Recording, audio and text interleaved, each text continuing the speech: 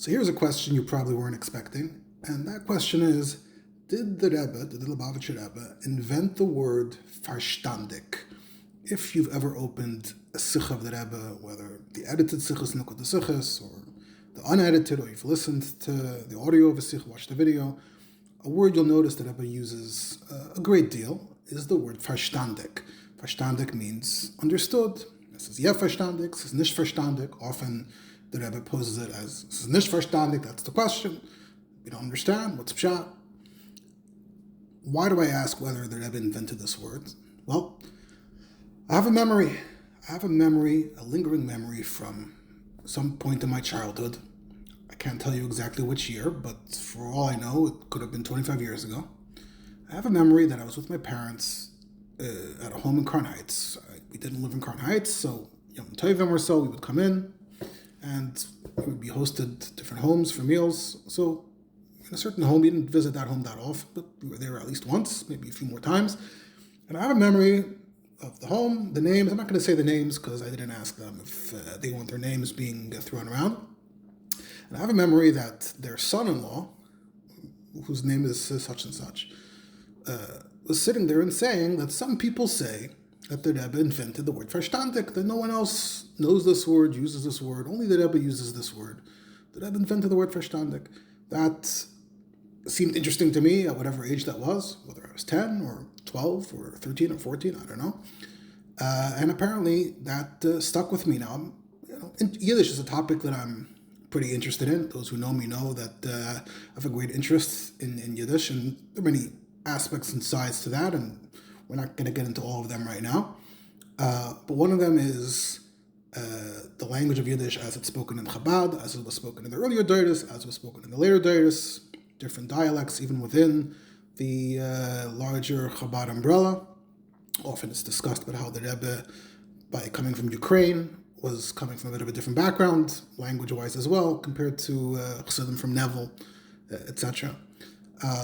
But in this case, it doesn't necessarily seem to be a question about going that far back to the shtetl or geographically, although geography may play a role. In this case, it's just a word that the Rebbe, and perhaps only the Rebbe, seems to use a whole lot, more like a personal vocabulary choice on the Rebbe's part. So the question is this really the case? Is this something that is unique to the Rebbe? Now, is my memory correct? Did this person actually say that some people say this? So I reached out to the person I believe to have been the person from that memory. It's not someone I knew throughout the years, but I had a number in my phone for someone who I believe to be the correct person. And I sent him a voice note today. I said, hey, I have this memory from perhaps 25 years ago. In-laws, the son-in-law, is that you? Do you remember saying something like that? Is that something you might have said? So he immediately reached out to me and he said, yeah, in fact, this is my story. My grandfather, he comes from a well-known Chabad family, but the grandfather wasn't Chabad. The grandfather came from Riga, from Latvia, was an Olam Yid, as we call them in Chabad. And this guy says he was turning bar mitzvah, and he had his bar mitzvah pshatel. They wrote up the bar mitzvah pshatel in Yiddish, and they wrote it already in the Chabad Sprach. And his Zayda was reviewing the script, and every time it said farshtandik, his Zayda crossed it out and said it should say farshtandig. The word in Yiddish is farshtandig. If you want to say it that way, the word is farshtandig. Farshtandik is not a real word, it's a fake word. Maybe he said the Lubavitcher Rebbe made up the word, it's not a real word. I'm obviously not quoting verbatim, but so yeah, the person that I reached out to said absolutely, of all the people that might have said this, is a staff him, because his grandfather, he had this run-in, he had this incident with his grandfather arguing over this word. So his father was a Hamish Yid, he came from a Hamish background, and Getainet, as we say, Shreit Chai V'Kayim, that Avesnish von Azav word, there's no such word. So my memory is correct. I always love, make a check, go down my list of distinct memories from my childhood and to go back and confirm them. So I can give myself a check for that one. So yeah, in fact, my memory stood the test of time. This is something that this person likely said at that meal because this was his story. So the question is, What's the story with that? So the reason why I was reminded of this recently is because, like I said, I'm interested in particular in Chabad Yiddish. Now, when we think of Chabad Yiddish, we usually think of the last 2-3 Daitis. So, of course, the Rebbe has a tremendous output in Yiddish, but the Frierdiker Rebbe had a tremendous output as well. Look at the Burim, Sefer Sichos, a modern Yiddish, many letters as well. The Rebbe Rashab as well. We have Teira Shalom, Sichos of the Rebbe Rashab in Yiddish. So, there's stuff. But what about the earlier Daitis? And that's where it gets a bit more interesting, because Yiddish underwent some changes, some shifts, even in that span of time. The Yiddish of the first Daitis wasn't quite identical to the later Daitis, and I'm not a Yiddishist, I'm not an expert, but speaking as an enthusiastic layperson, there are things you notice. So in particular, I'm interested in any Yiddish writings from the first Daitis. Now, the earlier you go back, the less common it was for rabbinic people to use the language of Yiddish in writing. Historically, those who were rabbinically trained went to yeshiva. They spoke in Yiddish, but they wrote in Lashon HaKodesh. Some of them even attempted to speak Lashon HaKodesh on Shabbos, but that's a whole other discussion. But in terms of writing, they tended to write in Hebrew. Now, sometimes their Hebrew was influenced by Yiddish, and there are all kinds of interesting ways that Yiddish and Hebrew have an interplay. There are a lot of Hebrew phrases in Yiddish that acquire new meanings by being absorbed into Yiddish. Yiddish sort of imbues them with a new meaning. And vice versa, new phrases in Lashon HaKodesh are sort of invented as sort of back translations from Yiddish phrases, and these are big topics, interesting discussions. I'm not going to get into these things now. But the bottom line is, like I said, Yiddish was not really a language for writing. The language for writing was Hebrew, and if you couldn't understand Hebrew, so then you were locked out of the more advanced intellectual discussions. In fact, when there are those who analyze the history of Yiddish writing, sometimes they'll say that Chassidus, to a certain extent, revitalized Yiddish or attached a certain importance to Yiddish. That would require a whole separate discussion to get the exact formulation right. But there has been research done into the relationship between Chassidus and Yiddish. Obviously, when you think of it, when you look at it today, Chassidus and Yiddish are very strongly connected, and the Chassidic movement single-handedly keeps Yiddish alive among the Frum community. That's a whole separate discussion. But when it comes to Chassidus and Yiddish, one of the pioneers in the Chassidic realm in terms of using Yiddish as a language for writing is the Mittler Rebbe. Mittler Rebbe wrote a kuntres, Pekeach Ivrim. Pekeach Ivrim is a very fascinating guide for Bali Tshuva. Bali Tshuva, in the old sense, the opposite of Bali Aveda, someone who goes off, is known to fall into Avedis, and if they want to do a proper Tshuva, so Amol, we know these Bali Tshuva were given a very hard time. They got serious Tikkunei Tshuva. The context for Igeres HaTshuva the Alter Rebbe is very much these Tikkunei Tshuva, which the Alter Rebbe touches on in Perek Aleph. Also a whole big discussion in its own right. But in Ashkenazi history in particular, but also for parts of Sephardic history, Tikkunei Tshuva were taken very seriously, and you weren't let off the hook until you accepted upon yourself some pretty onerous. I'm gonna be vulnerable and be brave with my questions of pronunciation, and I took a foreign difficult Tikkunei Tshuva were definitely a big part of it for Bali Tshuva. And the Mittler Rebbe wrote his own guide, Kuntres Pekeach Ivrim, for Bali Tshuva, and it's in Yiddish. You can look it up I think it's still printed on Mall as a separate kuntres. It's also part of Amorei Admor Mitzvah Kuntresim, very fascinating volume. Many interesting kuntresim in there. That's one of them. Interesting discussion in its own right, but part of what's interesting about Pekeach Ivrim to me is the Yiddish. And interestingly, unlike Lashon HaKodesh, where if the Rebbeim wrote it a certain way in Lashon HaKodesh, we'd leave it untouched. We wouldn't change the writing, the spelling. When it comes to Yiddish, because one of the things that's changed in Yiddish over the last 200 years is the spelling conventions. The Frierdiker Rebbe and the Rebbe pretty much accepted the Yiddishist spelling conventions for formal writing. Frierdiker Rebbe often We find the Rebbe's writings that in his writing to his family, he used a completely different spelling, very Hamish Russisch spelling, but and even I think the language and the dialect and the phrases and expressions were also sort of different. But for formal writing, he sort of assumed what became the mainstream literary Yiddish voice of the time and adopted the spelling conventions, and the same goes for the Rebbe for the most part. But those conventions were only invented in the last 100 years or so. They did not exist previously. Previously, there were certain spelling conventions for the earlier times, but they were different. And the Mittler Rebbe wrote using a completely different system of spelling. I think the correct proper term for it is orthography, than we are familiar with. And when it was printed or reprinted over time, the orthography sort of changed and adapted and was updated for the times. And then when the Rebbe printed Pekei Chevrim for Kahas, it seems they did a final update to the orthography, maybe lightly to the language itself, which I understand.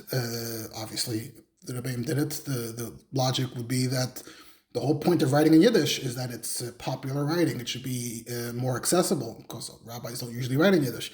So if it's meant to be accessible and Kahas is going to reprint it, what would be the point of printing it in using a spelling system that most people will find difficult to read? So that's the pshat. However, ultimately, the Mittler Rebbe wrote it a certain way, and this is not the way the Mittler Rebbe wrote it. Especially if you are familiar with the conventions of each generation, it doesn't feel like the Mittler Rebbe's voice. You sort of feel like you lose that because Mittler Rebbe wouldn't have written it this way, wouldn't have said it this way. So I personally have made it a hobby to try to track down the original Yiddish writings as they were written of the Mittler Rebbe. The Mittler Rebbe didn't only write Pekei Chevrim in Yiddish, he wrote a few other things in Yiddish as well. Another thing we have is Dibber Maschel Mizmer Shir L'Yom HaShabbos. Mizmer Shir L'Yom HaShabbos is based on a Maimon of the Alter Rebbe. It's printed in Mamori Admor Hazak and HaKetzarim, which is a fascinating sefer. Lots of short Titus from the earlier years, Liozna, before Liadi. Fascinating stuff. This is a drush, Mizmer Shir L'Yom HaShabbos. Often they're very sharp. The language is sharp. The messages are very sharp. I personally go for that as well. And the Mittler Rebbe took that drosh and essentially translated it into Yiddish, which itself is fascinating on its own right. Pekei Chevrim is an original creation. Here, it's pretty much, I didn't go line by line, but it looks like it pretty much tracks pretty closely to the original. So essentially, you could say the earliest act of translation. Obviously, Chabad has a history of translation, certainly in the last few Daitis. But Mittler Rebbe translated it from Hebrew into Yiddish. And it was printed in different kontresim in the 1800s, and then ultimately the Rebbe reprinted it. I believe Tafshin Tezvav or Tafshin Tezayin. It was printed as a special kontres with the ha'aris of the Rebbe. Interestingly, the Rebbe wrote the ha'aris to the kontres in Yiddish as well, sort of in keeping with the tone that the kontres is in Yiddish, so the ha'aris are also in Yiddish. That itself is fascinating because the tone of the kontres is a bit different than the tone we're used to in the last few Daitis. But here, the Rebbe, by printing it and then did the same, where he updated the orthography to current conventions. So the Rebbe is sort of reissuing this tract, this text for a contemporary generation, and that itself is pretty interesting. And maybe it's worth doing a separate discussion directly on the Dibber Maschel Mizmer Shir L'Yom HaShabbos, which I was looking into recently, partially mitzad the Teichen. I'll just mention, since we already are mentioning it, that it's in there that I believe, I'm 90% sure that it's there. I'm not confusing it with another drush. Pretty sure that it's there where the Alter Rebbe and then the Mittler Rebbe translating it, and then I guess the Rebbe printing it in Tafshin Tesov Design, says that there are some people who think that they are doing the Eibishter a favor. They think Zay Tu and the Eibishter a Tova, or something like that. It's both in Hebrew and in Yiddish, that Lashon, Isim Tova La Hashem. He says, that's the Erev Rav. The Erev Rav, they joined the Yidden, but they thought they were doing the Hashem a favor. And the Lashon there is that Hashem doesn't need you, Hashem doesn't need anything from you. So this is a controversial topic for obvious reasons. For those who know, they know. If you know, you know. But this is very strong language here. At any rate, As I was recently reviewing that passage in the Hebrew and in the Yiddish, I noticed that there's a passage there where it quotes the Maimer Chazal, B'shvili Nivra Olam. Now today, B'shvili Nivra Olam is a very popular motivational phrase, so to speak, and that's pretty much how the Frierdiker Rebbe and the Rebbe use it often, a sort of spiritual Hasidic type of motivation. But I was recently, the reason why I was looking at this recently is because I was actually searching. I was curious how the early Rebbeim mentioned B'shvil Nivra Olam, if at all. And I saw that the Alter Rebbe mentioned it a bunch of times in the shorter Drushim before Liyazna, but does not seem to mention them at all in the Mamorim after Liyazna, which therefore caused, since most of the Mamorim of the Rebbeim are based on the Mamorim of the Alter Rebbe from Liyadi, therefore it was essentially absent from Chassidus for the next few days until the Frierdiker Rebbe started mentioning it. But the Alter Rebbe did mention it in his Torahs before Liyazna, before Liyadi in the Yazna. However, it's not necessarily being quoted and used in quite the same way. And again, interesting topic, another discussion. So this is one of the places, and it says B'shvili Nivra Olam. So in the translation of the Mittler Rebbe, it says, is das doch nit farshtandik, and in the spelling of the time, far and shtandik are two separate words, but it says, is doch nit farshtandik. I would have to go check Taka to see if in the original it said ve'enei muvan, which would be a very close equivalent Hebrew phrase, which is far more common. Svarim use it a tremendous ton. Ve'enei muvan isn't unique to Chabad, but Lamaisa, that's the translation that's how the Mittler Rebbe writes it, is the stoch nit farshtandik, or something very close to that. So when I saw that, whatever it was, 2-3 weeks ago, I said, now we see that the Rebbe is not the first. Here we see the Mittler Rebbe using this phrase, nit farshtandik, literally the same formula, the way the Rebbe says it. So on the one hand, clearly not quite the Rebbe's invention. However, that doesn't change the fact that that's just one mention of it. We don't see the Rebbe Rashab using it, the Frierdiker Rebbe using it. As far as I saw, it's not something that they use, certainly not regularly. However, like we said, for the Rebbe, it's quite the constant lashon. I did a quick search in Oitzer just for data statistics. If you search Sichos Kodesh, Tavshin Yud Aleph, Tavshin Mem Aleph, for farshtandik, you get 10,000 hits. So, and obviously the number isn't the perfect accurate number, but it gives you an indication, an idea of how strongly associated the word is with the Rebbe and how much the Rebbe uses it. Now, if you try looking in other Svarim written in Yiddish, I don't think I found a single other sefer, nothing that I saw that came up that used it that way. Now, there is another knowledgeable Yiddish expert who confidently told me that certainly the Rebbe is not the only one, and you could find other examples in other Yiddish books, and you can't just search the Torah books on Eitzer Chachma. You have to search the larger corpus of Yiddish literature. And sure, it seems reasonable to assume that there was some use of it. However, we do find that commonly, to the extent that the phrase is used, right, there's two questions here. There's what phrase the word should be, and then how often to use it. So it's not used that often by anyone, but to the extent that others would write a similar sentence, they will typically use the word farshtandik. Interestingly, there is one form of farshtandik that the Rebbe did use a lot, and that is when you say selbstverständlich, when you say that something is self-understood, then that phrase is so common. It's probably maybe something of a literary phrase. I don't know if people in the shtetl use that phrase, so maybe it originates in more literary writing, and therefore that's the form it was delivered in, it came in. So the Rebbe will say farshtandik, but the Rebbe will say selbstverständlich. The question is whether the Rebbe ever or how often ever used farshtandik or farshtandicha or some form of that. But whatever it is, it's certainly a very, very low number. Whereas selbstverständlich is obviously not as common as farshtandik, but something that Rebbe would use fairly often. It's definitely a phrase that would have dozens of hits if you were to search for it. So if you look in other non-Chabad Svarim, you'll see that they also just use farshtandik in that sense. The only exception you'll find for farshtandik is farshtandik, but in a different sense. Farshtandik could also be used to mean that someone is a maven, someone has the ability, the capacity to understand.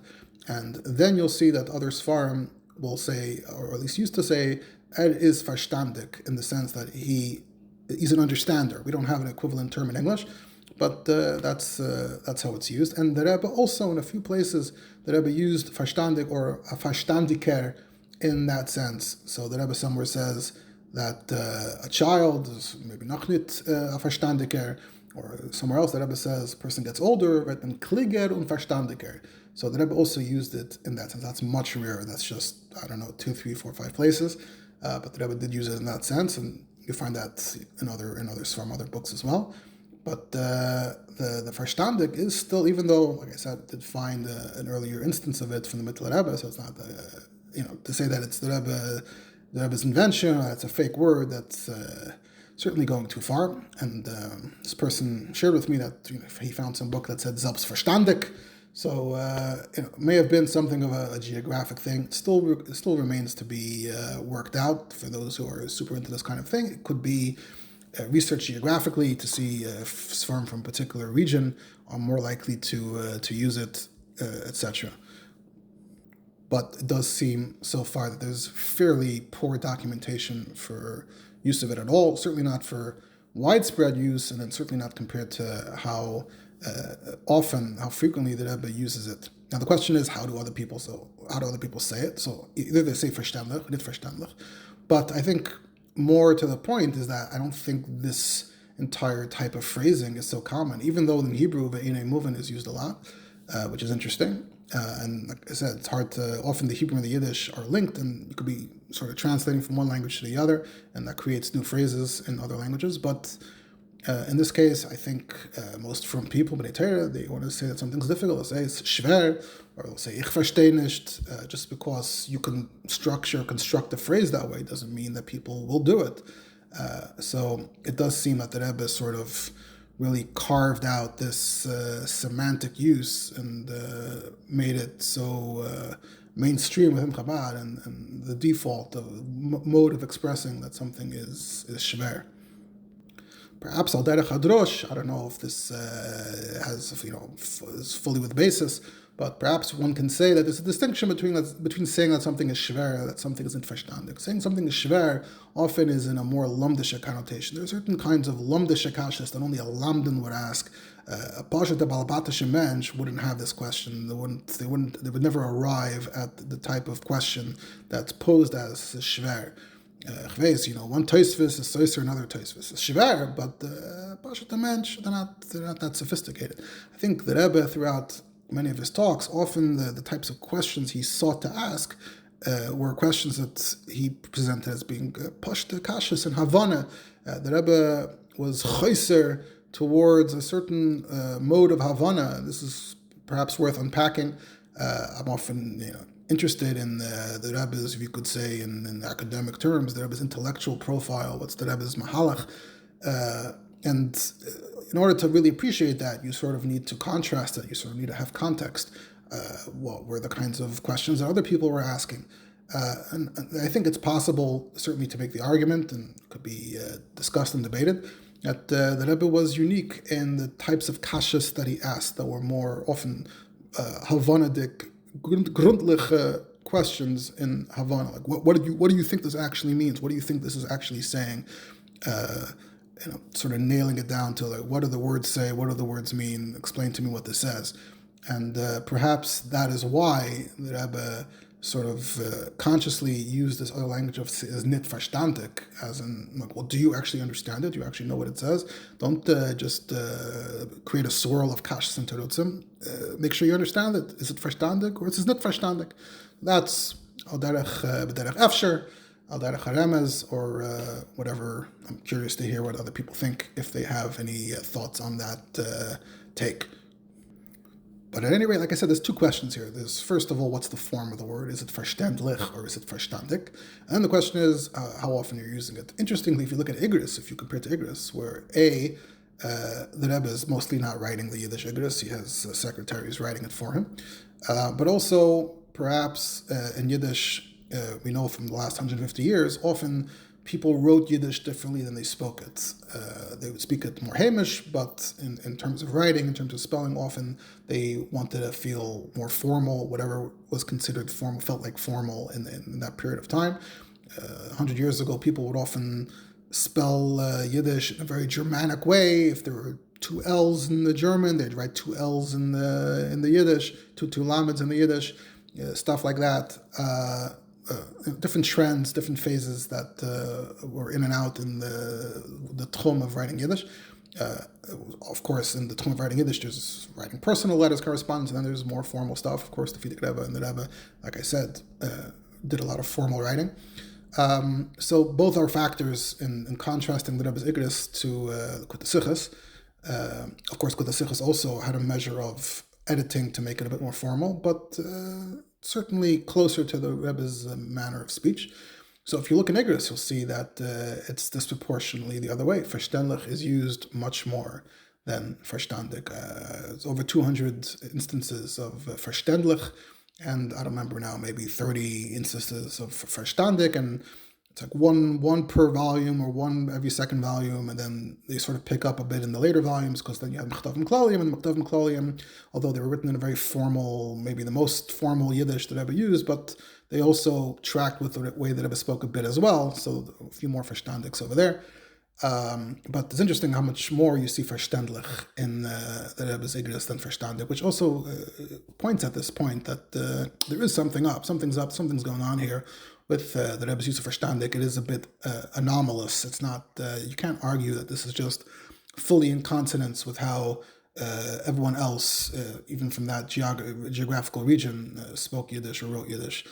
So it's definitely very interesting to analyze and take a look at, especially because, like I think I've said, this is such a characteristic term of the Rebbe. This is, if you had to pick a word, pick a phrase that really encapsulates the Rebbe's manner of speaking, I don't want to say a catchphrase because I don't know if that's a respectful term, but something, the equivalent of that, as nit farshtandik would definitely be a very high-ranking contender as something that Rebbe said so often.